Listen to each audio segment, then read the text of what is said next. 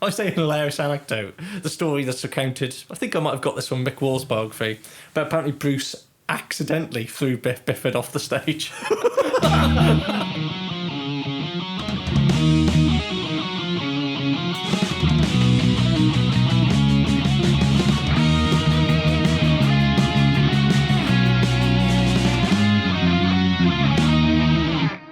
And welcome back to a new series of Maiden Voyages, a podcast devoted to exploring the peerless discography of the world's greatest heavy metal band. It is, of course, Iron Maiden. Across this series, we will be journeying through the band's entire discography, discussing, analysing, dissecting, celebrating, and possibly commiserating every single Iron Maiden record. This episode, we find ourselves in 1984 to explore Iron Maiden's triumphant fifth album, Powerslave. But first, let's introduce ourselves. I'm Blev, an historian of sorts, and an Iron Maiden disciple. Disciple? Yeah. I was struggling last episode, wasn't I? But disciple. I am a fully paid up member of the Church of Iron Maidenology. Okay, I'm Sam, writer of sorts, and an Iron Maiden... not quite skeptic, but, not a disciple either. Not quite sure if Iron Maiden actually existed. I'm a bit agnostic about the whole thing. Bit agnostic. Well, that's fair enough. So, we're talking about Powerslave. Yes. When do you first remember hearing Powerslave or any tracks off this album? Well, I guess I would have heard Aces High pretty early on in my Iron Maiden life, I guess. Mm-hmm. I tell a lie. I was about to say... I've never heard the album. Yeah, no. I was about to say, actually, I don't have any distinct memories of necessarily hearing these songs for the first time, but I always forget 2 Minutes to Midnight is on Powerslave. And for me, that is such a definitive song for Iron Maiden, and one of the first I ever heard, and one of the ones that got me really hooked. And I remember hearing that for the first time in my friend's house, in his bedroom, hanging out, and he was like, oh, you should listen to Iron Maiden, you'll really like it, and he played that song. Sounds like a good guy. It is a good guy, yeah. Thanks, Will. Yeah, great song. Yeah, and funny enough, that it was 2 Minutes to Midnight for me, because it is the only song off Powerslave on the Eddie the Great compilation. Yeah. Which is odd when you've just mentioned Aces High. Yeah. That's not on there. That is weird. So is the reason it's not on Eddie the Great because Eddie the Great is singles? Aces High, as will be discussed, was a single. Oh. Yeah. Then I got nothing. Two singles. No, it's a bit of an odd omission perhaps, but yeah. But 2 Minutes to Midnight was not one of the standout tracks on Eddie the Great for me. Not a bad song by any means, but it wasn't one of the ones that I would always return to. Well, when you've got a compilation with Holy Smoke on it, how can you beat that? It's just on repeat. I mean, now you've mentioned that, the fact they found space for Holy Smoke on that compilation, but yeah, that's quite a weird call, not having Aces. Bizarre. But anyway, then the first time I heard Aces High was actually with the accompanying music video, because for some weird reason of the way I used to get things, just buying stuff because it was there. That's capitalism, folks. I got the Visions of the Beast DVD. Oh, right, yeah. The music video compilation that's come up before I actually managed to get a copy of Powerslave, the album. So right. I saw the video and heard the song Aces High there for the first time, and I was like, wow, this is it. And then soon after, I must have got the record because I picked up most of the 80s stuff, probably within about a 6-month, 12-month, quite quickly. I was quite avidly devouring it. And yeah, without giving too much away, I was like, wow, they're all great, but this is a special one. I mean, I knew the big hitters in that, obviously 2 Minutes to Midnight and Aces High, but actually, and Powerslave itself, but I didn't hear the album in full probably until about 5 years ago. Oh, really? Something like that. That is very recent. Yeah. Well, and as we'll discuss, I think there's a lot of good stuff on there that you don't hear. It's not necessarily, you would never find on an Iron Maiden greatest hits set list. You wouldn't even find it on an Iron Maiden tour set list, but there's there's a reason. Oh. Well, stay tuned. It's going to be one of those ones, everyone. They're all one of those ones. So before we pick up, because we left off with the end of our series, Peace of Mind is released. More mixed reviews than Number of the Beast, but the fan base lap it up. Great album. So we'll get into the touring cycle for that and the recording of Powerslave and everything else. But first of all, we need a quiz. Yeah. Or as we like to call it, be quiz or be dead. Yeah. I'd forgotten about these. Yeah. It's been a while, isn't it? Sigh. Be a bit rusty to start with, but we'll get into our stride. So, Right. 6 questions in total. So 6? Well, this is going to be a two-parter, isn't it? So we'll do 3 and 3. Okay. As has become the tradition. I mean, Sure. format might be more appropriate. Yeah. Okay, so here's your first 3, and then we'll do the next 3 before the second episode. Right, come of on. Powerslave. You can do this. We're going in hard with the quiz. Can't do this. So, question 1. By all accounts, a lot of drinking was done in the Bahamas during the Powerslave recording session, but what was Bruce Dickinson's tipple of choice? Are you kidding me? No, this was actually, I found this quiz really hard. Like, for some reason, despite researching this album quite extensively, multiple sources, I've struggled to find much trivia. You know, Peace of Mind, there were loads of nuggets, like the terrible working title and everything else. Powerslave was a bit harder, so I've had to go quite deep. How specific are we talking? Like, is it a cocktail or is it a specific? It's a cocktail. Oh, it's a cocktail. Okay. I mean, I would say the Bahamas is a Bahamas. clue. Oh, actually, that might wrong foot you a Daiquiris? bit. Yes, I need a Strawberry daiquiris. banana daiquiri, Sam. Ugh. Apparently, that was Bruce Dickinson's tipple of choice, the banana daiquiri. Question 2. I do like a daiquiri. I should have. That would be Should have nice. made us daiquiris Should've for recording bought this episode. banana daiquiris, yeah. Not banana ones. So, question 2. Martin Birch, who produced Powerslave, of course, along with all of the Maiden 80s albums by the debut, Yep. had a notoriously leery, drunk alter ego. What was his name? Barton Merch. Oh, you're not far off. It was Marvin. Oh, okay. I don't know why. Well, because it's like Martin, but different. Yeah. Number 3. In their 1984 readers poll, Kerrang readers voted Dickinson the second best male singer of the year. Who was the first best? 84. Kerrang. 84. What other bands are there at this time? There are no other bands. There are quite a lot of other bands. I mean, I know it's not going to be this, but for some reason in my head, I'm thinking Ian Gillan. But You know what? It's a very sensible guess because this was the year Deep Purple reformed yeah, and Perfect Strangers came out. And Yeah. so Deep Purple do feature in the readers poll more than you think they would for 1984. But no, it's not Ian Gillan, but it's a kind of tenuous member of the Deep Purple family tree. David Coverdale. It's Ronnie James Dio. Oh, okay. Yeah, that makes sense. I mean, it has to be one or the other.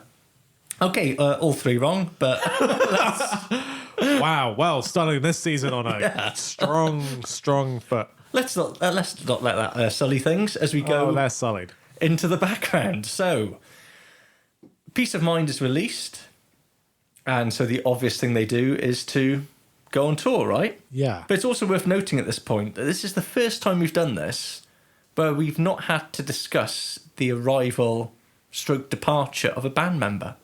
So completely consistent lineup. Completely consistent, yeah. But Interesting. well, particularly interesting given their rise to success. They managed to do that without having any albums that have been recorded by a consecutive lineup.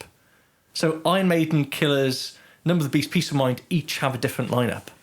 Yeah, but it's in the nicest way possible. It's not like they're integral changes. I guess the singer change is pretty significant. Yeah. But like getting rid of Dave Stratton, as decent as he was, is not. His name's Dennis. You can't Dennis, even, oh, he's so God. peripheral. Sorry. You Yeah, can't sorry, even remember Dennis. what his name is. Yeah, but getting rid of him is not. It's not a big sea change. Yeah. But, you know, for a lot of bands... But then, yeah, Clive to Nico is quite a switch. Yeah, Clive to Nico. And, you know, changing a singer as well. And yet they've managed to do Yeah, that. I mean, that's the big one, right? Yeah, but this is the first actual sense of stable continuity. Yeah. And I guess we are at... But the continuity, to be fair, is always Steve Harris, right? Yeah. That is Maiden's golden thread. Well, I think for the first 2 albums you could say that, but given the personalities involved now, I think that becomes somewhat different. Yeah, that As changes. much as, yeah, I think, you know, as we'll discuss in the 90s, I think Steve still thinks, well, I'm the key person here. Yeah, But maybe realises... maybe that's maybe that's not quite true. the case. But anyway, let's talk about the Peace of Mind Tour, or the World Peace Tour.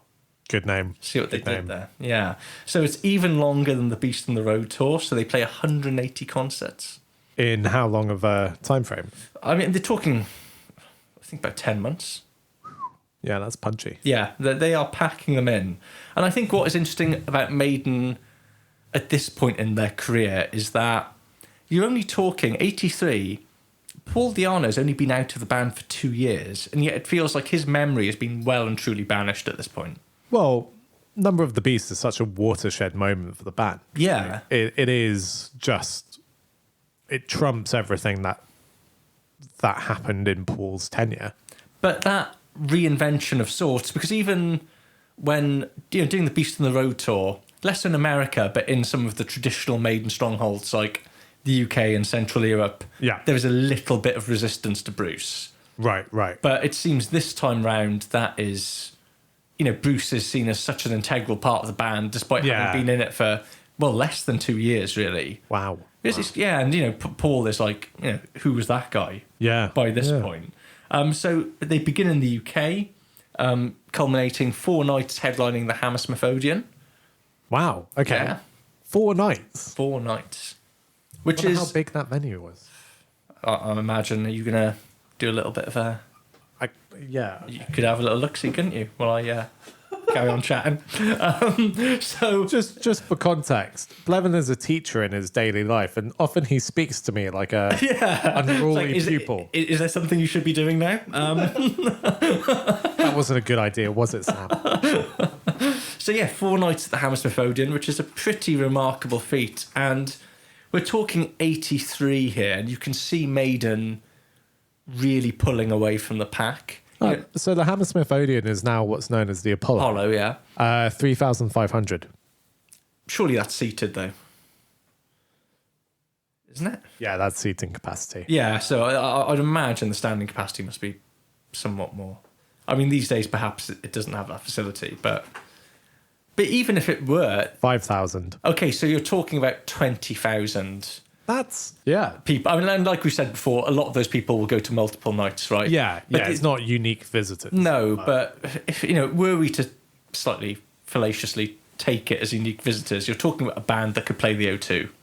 And had those types of venues existed, I think Maiden would have been able to, kind of, a modern example. We saw Gojira recently on an arena tour in the UK. That Maiden would have been able to play arenas had arenas really existed. That's on true. the back of their 4th album, which is quite remarkable. I mean, what I can't get over is I once saw Trans-Siberian Orchestra at the Hammersmith Apollo, and I'm surprised they attracted 3,500 people. Yeah, it was a seated gig. I mean, I was very happy to be there. You are talking as if most people listening will know who Trans-Siberian Orchestra are. Come on. I hate to break it to you, Sam. I don't think. Next, they're not going to know who Sabotage are. You can Google it if you want to. So UK tour, massive success. The most noteworthy thing, but you expect that, right? The UK is their stronghold. They do very well in Europe. Homegrown. The most noteworthy feature, I think, of the World Peace Tour is it's their first headlining US tour.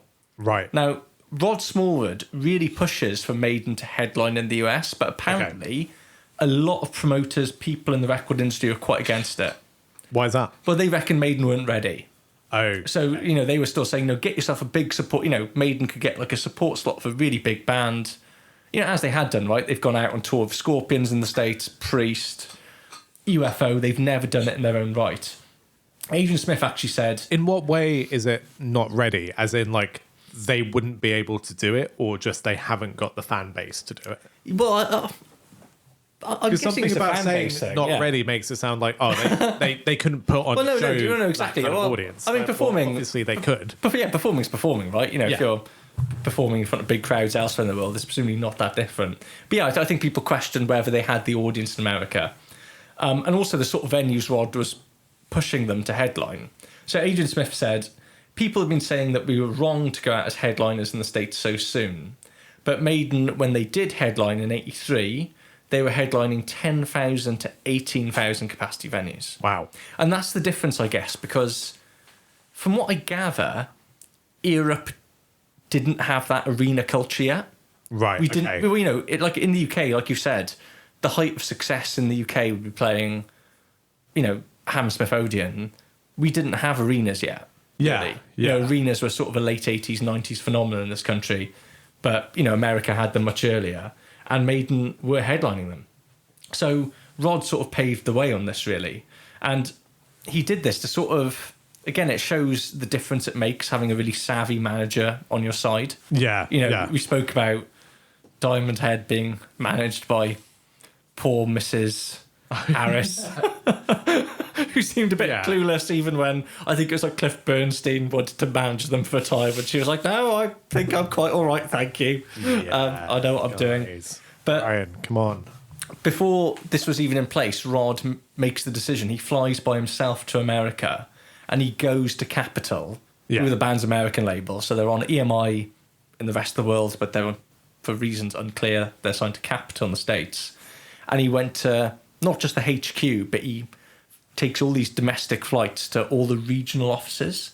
And he makes a point of meeting like the local sales managers, the district managers. He wines and dines them, gives them free T-shirts. He really butters the American record company up to quite an extreme extent, to the point where, because I guess ultimately they're going to need to finance this tour, aren't they? Yeah, and I mean, doing a US run is not cheap. No way, if the distance is involved. Yeah. And Maiden have a production by this point and everything else. So, yeah, fair play to Rod Smallwood. He's the one really gunning for this. Now, Maiden are headliners. They can do an arena tour in America. Yeah.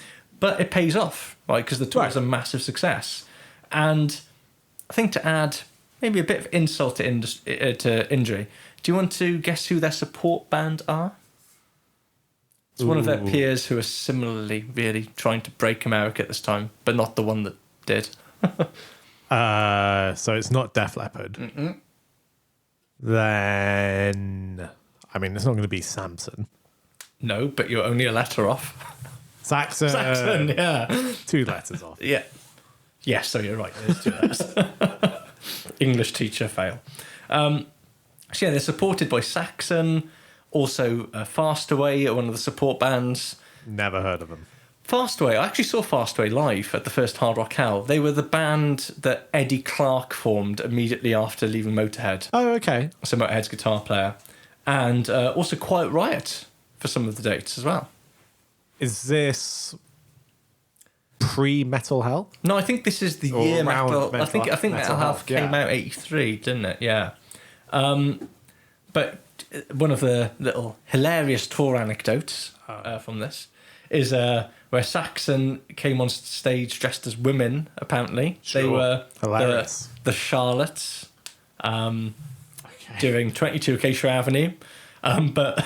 I say an hilarious anecdote. The story that's recounted, I think I might have got this from Mick Wall's biography, but apparently Bruce accidentally threw Biff Bifford off the stage. I don't quite know how you like, Biff Bifford's quite a big bloke as well. Yeah, he's a tall man. Yeah. Just Bruce, like, hi Jinx. There you go. Oh, what? I broke your spine. Sorry.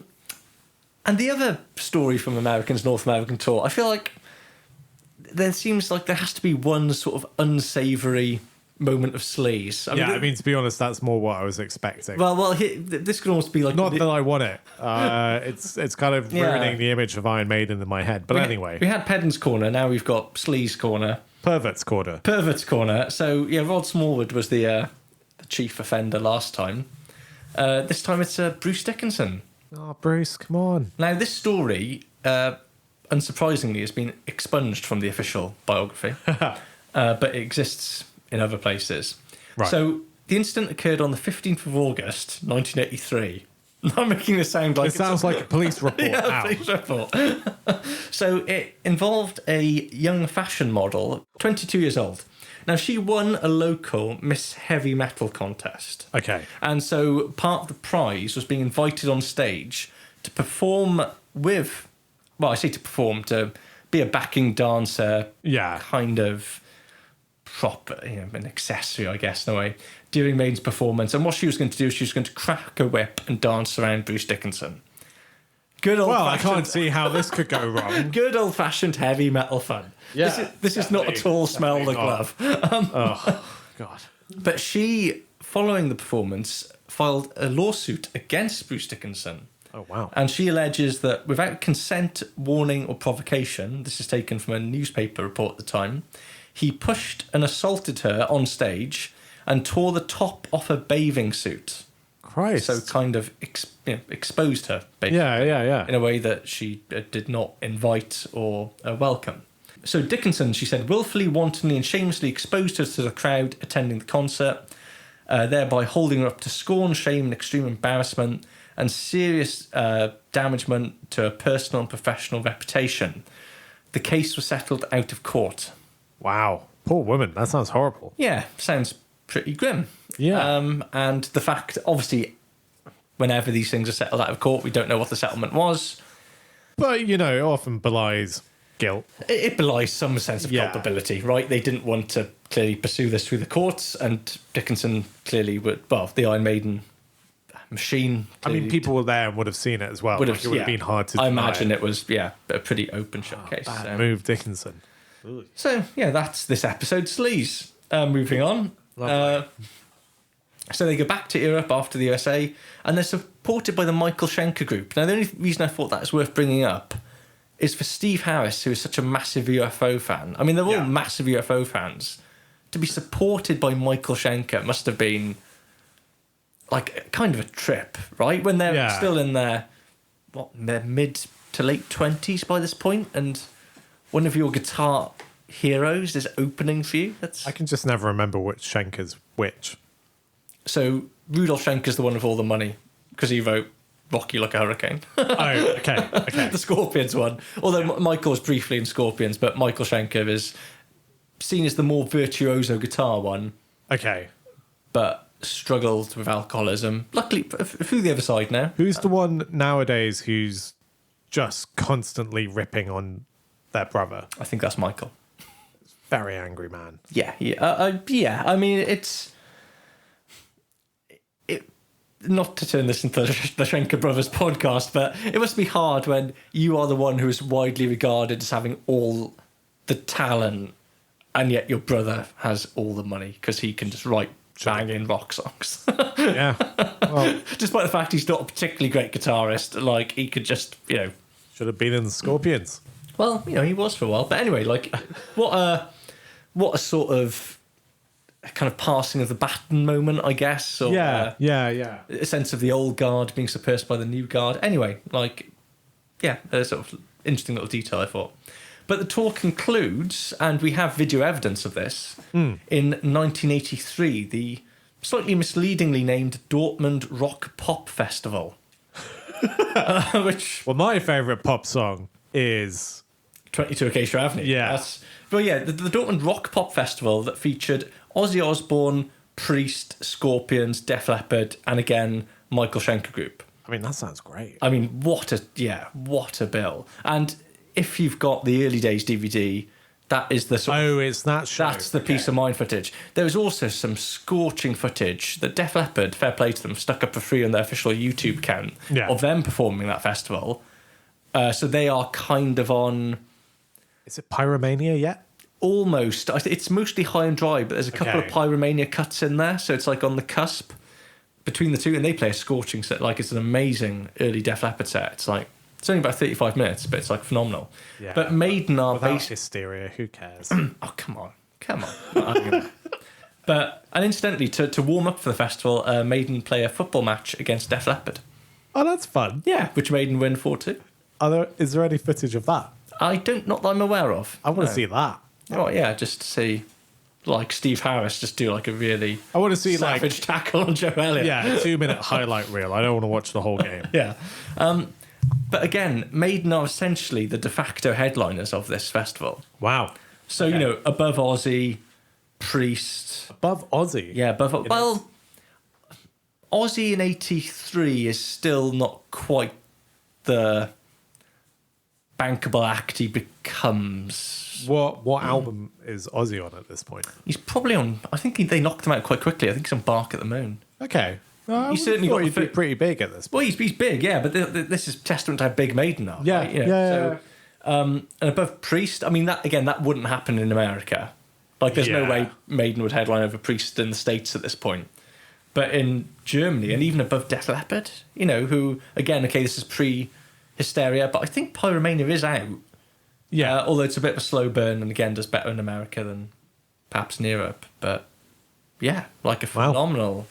Really good billing. Yeah, really strong. And, you know, again, testament to Maiden's success there. And the tour ends with again, this comes from the very revealing Running Free book, which is much more candid because it's published in the 80s when people seem to be much less sensitive about some things, like drunk driving. So there's a story about Bruce. Oh, yeah, all those snowflakes hating drunk driving. Bloody woke, caring about kids being run over outside primary schools. Wearing seatbelts. But yeah, the tour ends with a story about Bruce drunk driving down the Autobahn. Oh, Christ. Yeah, with a passenger, but thankfully, oh my God, through sheer luck rather than anything else, managing to avoid his own Vince Neil moment. Yeah. That is bleak. But on a nicer note, after the tour ends, Steve Harris marries his long-term girlfriend. Oh. Yeah.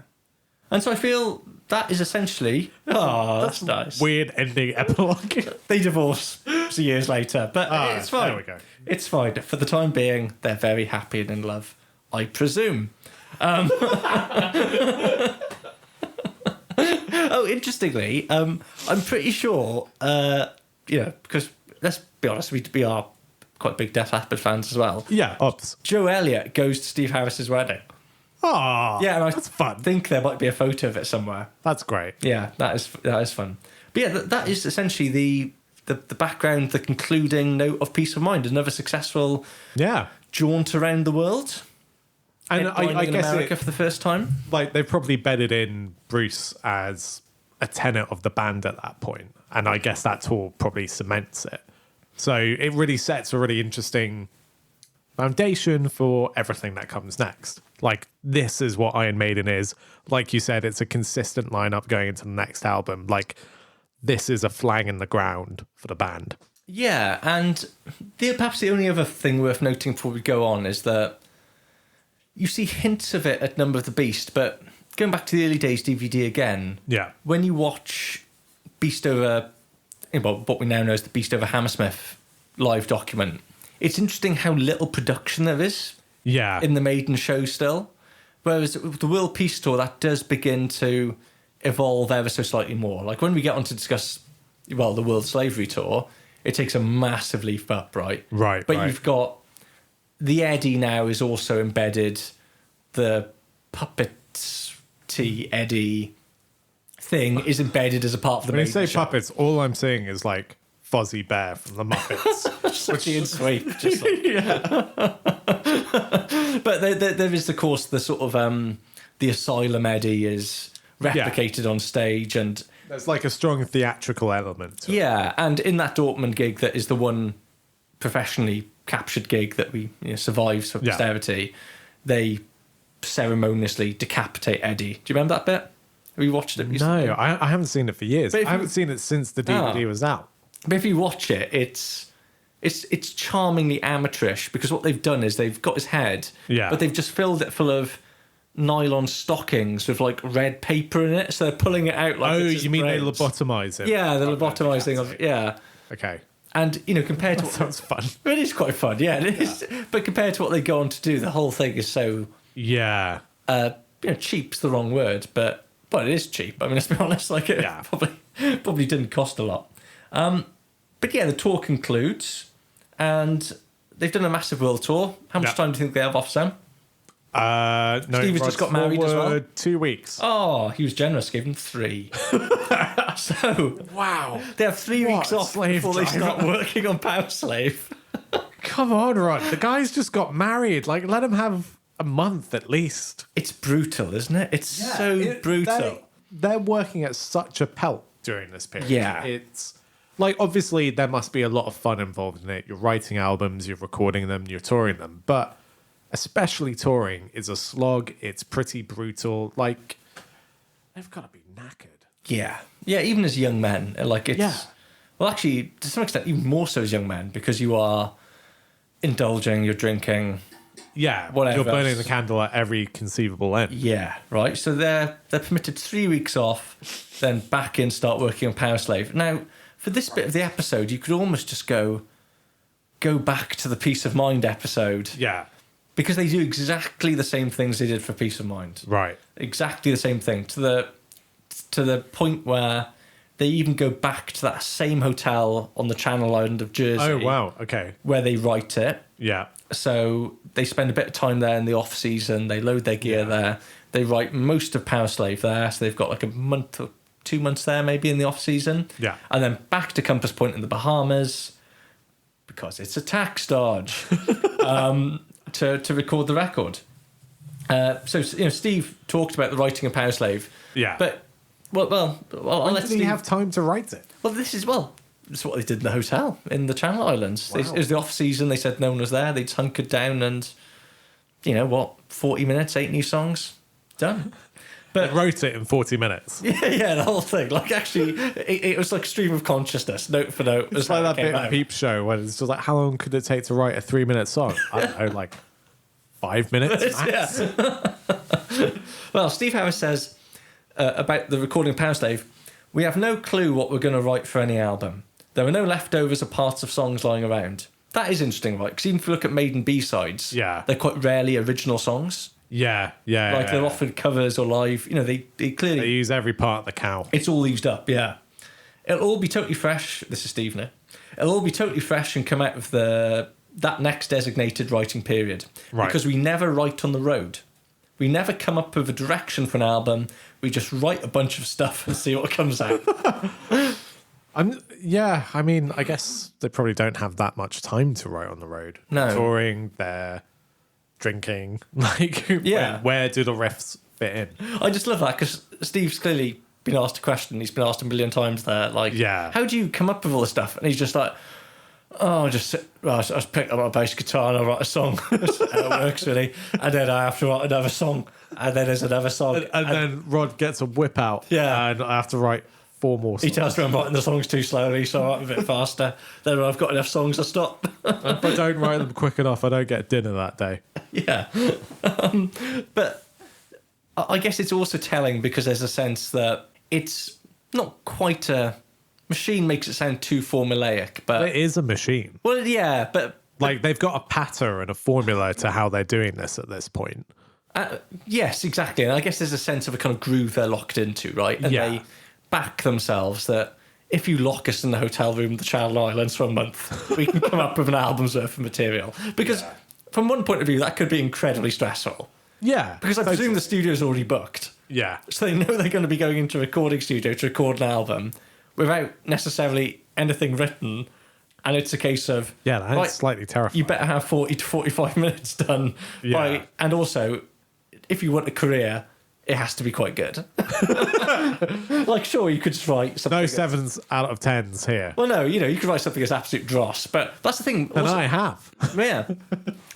But Maiden aren't at the point. They're not Metallica after the Black Album or Def Leppard after Hysteria or AC/DC after Back in Black, where you can get away with writing dross. Yeah, and writing dross over a very long period of time. Yeah, I mean, they can totally get away with it because it doesn't really matter anymore. For Maiden, it's still every year you've got to have something and it's got to be cutting edge. Yeah. Well, maybe not cutting edge. Well, yeah, we'll get to that, but... Edgy. Yeah, they don't have that luxury, right? The only song that doesn't seem to come from the Channel Island sessions is a Rhyme of the Ancient Mariner that comes together in the studio. I was about to say it came together in the 16th century or the original poem was written. No, Samuel Taylor Coleridge definitely wrote it at Compass Point Studios. Yeah, it was. Bass parts and everything. He had it all planned out. Said, Steve, you got to record this.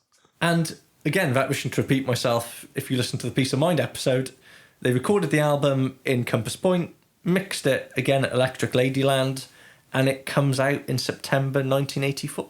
Wow. Efficient system. And here we are, yeah. So before we get on to the tracks themselves, let's have a little chat about the artwork to Powerslave, because this is the biggest reimagining of Eddie we've seen so far. Yeah, definitely. I mean, we talked about in the previous episode that the lobotomized Asylum Eddie was like quite a big redefining version of him, but it was the beginning of that new system of Eddie can inhibit lots of different characters. Like he is a vessel for different designs. But it's interesting. You go from lobotomized Eddie to like the most significant redesign of Eddie you could probably have at this point.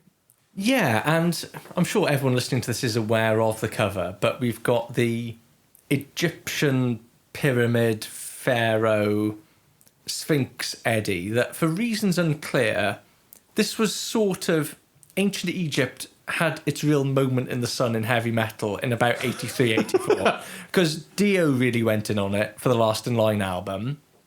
Metallica obviously released Ride the Lightning in 84 with Creeping Death. Of course. Yeah. Their Pharaoh song. And, Maiden go in with Powerslave. So, yeah, just... I wonder why Egypt became a thing. Yeah, or why pharaohs not as slaves. in like Egypt doesn't deserve to be a thing. It's just a weird coincidence that a bunch of big metal things were referenced. Decided that Egypt is really metal, and then of course this goes on to influence presumably bands like Nile, the Egyptian themed death metal band. And so my experience of Nile is so limited that I just assumed it was a name rather than their stuff being Egyptian themed. Oh no, it's all quite Egyptian themed. Ah, okay. Yeah, no, they love Egypt. Mad about those pharaohs. But yeah, talking about Derek Riggs' design, like before we go into the intricacies of it and everything else, this was interesting and something I didn't appreciate until I did the research to this. Yeah. But did you know that Iron Maiden flew Derek Riggs out to the Bahamas to do the album while they were recording it? Wow. Okay. So Derek Riggs is flown out to the Bahamas to work on this as the band were recording it. And I found this great interview of Derek Riggs. You'd think he's basically got a free holiday where he gets to paint and he's being paid. All he does is moan about it. So he says, I was in a beach house to start with. Oh, no, that sounds awful. And I didn't see that much of them. I was painting and that didn't work because the airbrush wouldn't work because of the humidity. So I moved to another place, which was no use. Right. So all he does is moan. It started out, Steve had this picture of these 5 guys, so he's talking about the concept of the record, dragging this pharaoh's head along some engraving he'd found. So I just started drawing it and it just grew and grew. Most of this I invented as I go along. Powerslave, he says, has little jokes all over it. I can't remember who the women were, but they were real people. That's a bizarre aside. I'd never realised there were women on it. No, Derek Riggs seems like a very odd man. Yeah. And there's actually a picture of me drawing. If you look on one side, there's a picture of somebody drawing at an easel. I just thought it's mad that Maiden went to the expense of flying Derek Riggs out to the Bahamas to work on this. Yeah. I mean, and then I feel like he could have done it at home. Well, of course he could have done it at home. Yeah, he's an artist. There's absolutely no reason for him to be there. But if I was Derek Riggs, I would be going, oh, great, this is a good gig. But... Yeah, absolutely. But apparently, no, it's too hot. It also said he couldn't get the right paint. That's a nuisance. I mean, I can see Bahamas, that being annoying. And, airbrushing not working because it's too humid would be really annoying as well. Have a banana daiquiri and chill out.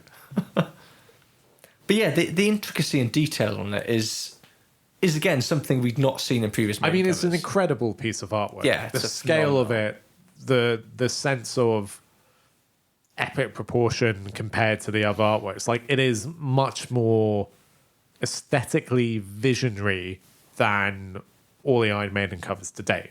It is an incredible album cover. But yeah, Riggsy sounds pretty lame about it. Yeah. But I also think there's something interesting about the colour palette of it that's very atypical of metal albums. Yeah, it's colourful. Well, yeah, but it's really bright. It's all so bright, vibrant. Almost primary colours or pastel-y colours.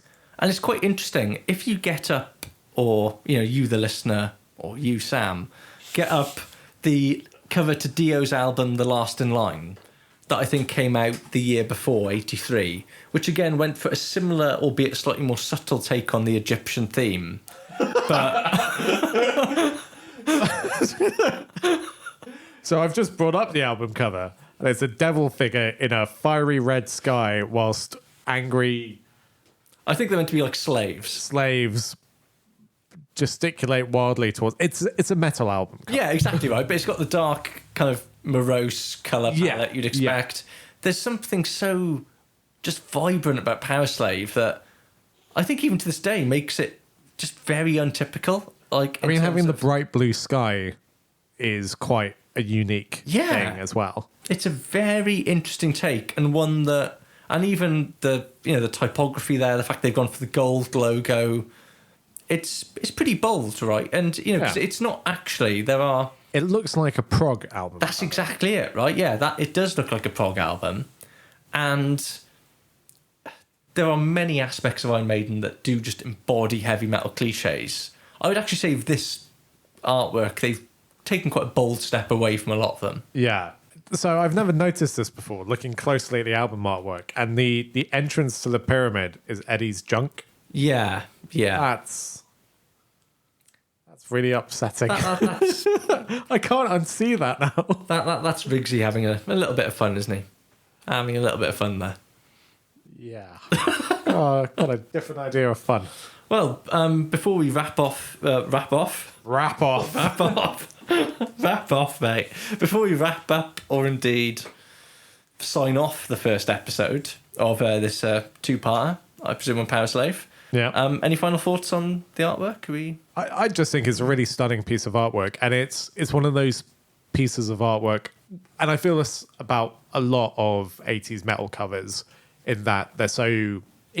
not all of them, but many of them are very intricately hand-painted and like really put a lot of thought into the design. And when you see those artworks only as a CD cover or as a thumbnail online, you miss out on just how well done they are. This is an artwork made to be seen on an LP. You know what I'd say, Sam? It was a time when people cared about things. When people actually could be bothered. Back in my day. Good British artists making good British artwork for good British bands. Your weird jingoism aside, there is a genuine shame to it. Like it's one of the things I like about having vinyl is seeing the artwork up close and proper. I should stress, I forget this goes out to a group of people who don't know us. That is not my pitch for Brexit, right? Yeah. That is bad satire, everyone. It's bad I think this whole podcast could be described as bad satire. Bad satire, yeah. I don't even like Iron Maiden. That's the biggest satire of all. Good stuff. Well, let's wrap up here then, I guess. As usual, follow the Twitter, @MaidenPod. I was going to say the original, but we're about... We're not the original. We're literally the last people to the Iron Maiden podcast game. Yeah. And check back in a couple of weeks' time for the second part, where we will discuss the tracks. We'll actually talk about some music rather than weird tour stories and artwork. Excellent. Good. Peace out. Cheerio.